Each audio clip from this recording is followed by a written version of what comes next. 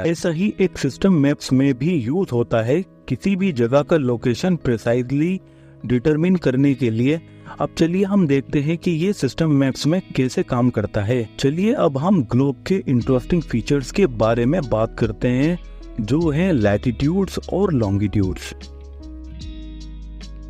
सबसे पहले ग्लोब को देखिए, जिसमें आप नॉर्थ पोल और साउथ पोल को इजीली आइडेंटिफाई कर सकते हैं। इन दोनों पोल्स के बीच में होता है इक्वेटर, जो अर्थ के मिडिल के पास होता है। अगर आप इक्वेटर पर खड़े होकर पोल्स की तरफ ट्रेवल करते हैं तो आपका डिस्टेंस इक्वेटर से बढ़ता जाता है, और इसी डिस्टेंस को मेजर करने के लिए हम लैटिट्यूड का यूज करते हैं। लैटिट्यूड एक इमेजिनरी लाइन होती है जो ईस्ट और वेस्ट में इक्वेटर के पैरेलल चलती है। जैसे आप नॉर्थ या साउथ मूव करते हैं, पैरेलल्स ऑफ लैटिट्यूड के सर्कल्स छोटे होते जाते हैं।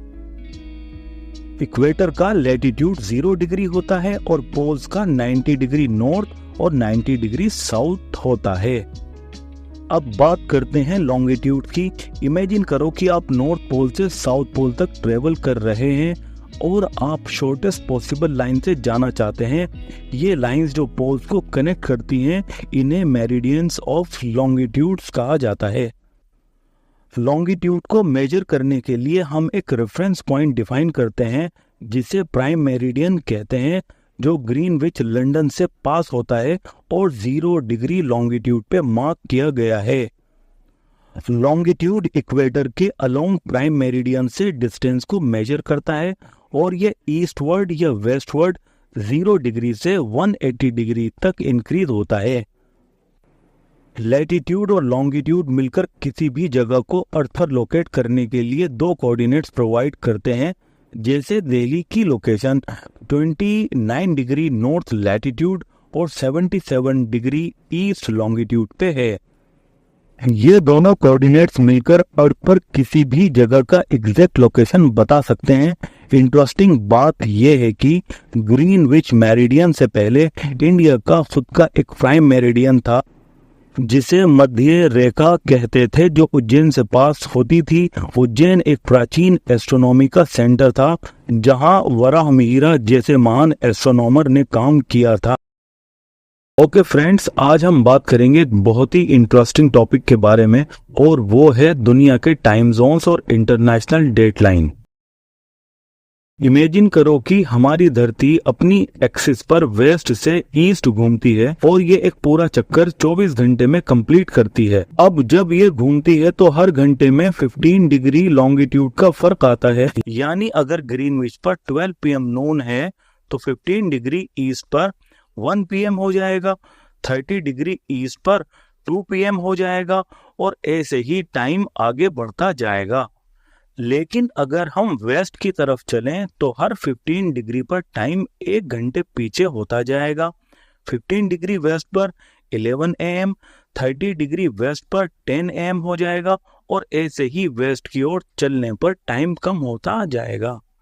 अब मान लो कि 2 फ्रेंड्स, एक पोरबंदर गुजरात और दूसरा तिनसुकिया आसाम में बैठे हैं, और दोनों लेट आफ्टरनून फोन पर बात कर रहे हैं।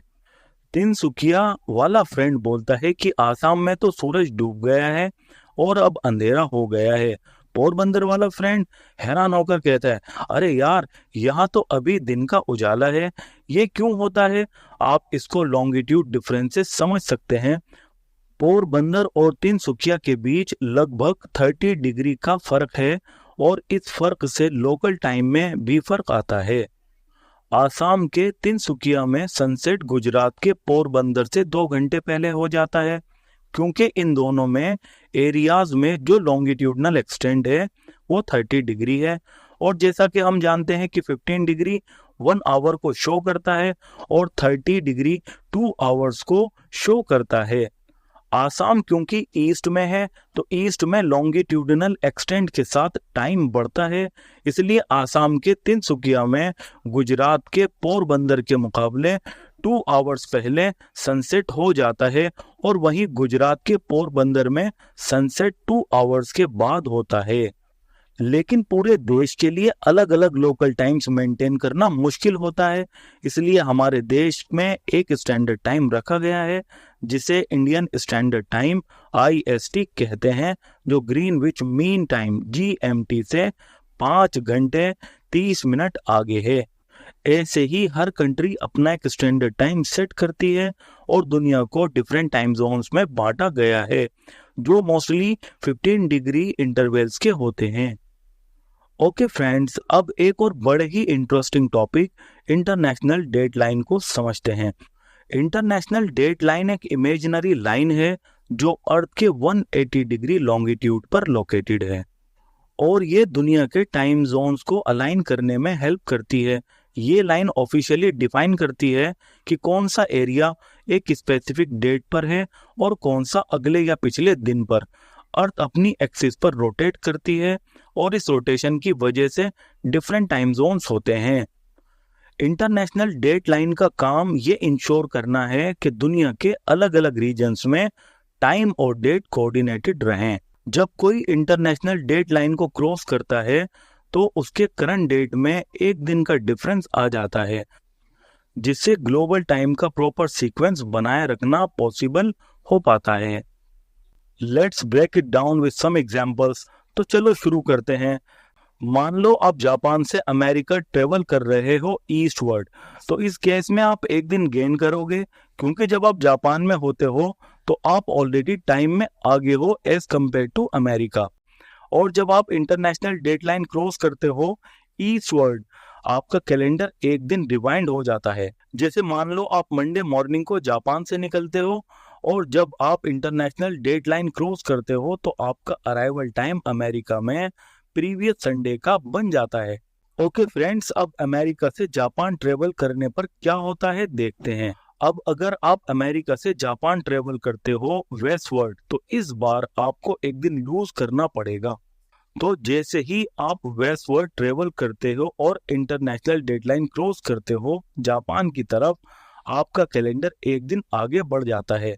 फॉर एग्जाम्पल, अगर आप संडे मॉर्निंग को कैलिफोर्निया से निकलते हो जापान का टाइम, तब तक मंडे का अर्ली मॉर्निंग लाइक 3 AM होता है। तो फ्रेंड्स, आज के लिए इतना ही। अगर वीडियो पसंद आए तो वीडियो को लाइक जरूर कर दें और ऐसी ही मजेदार वीडियो देखने के लिए हमारे चैनल को सब्सक्राइब भी जरूर कर लें।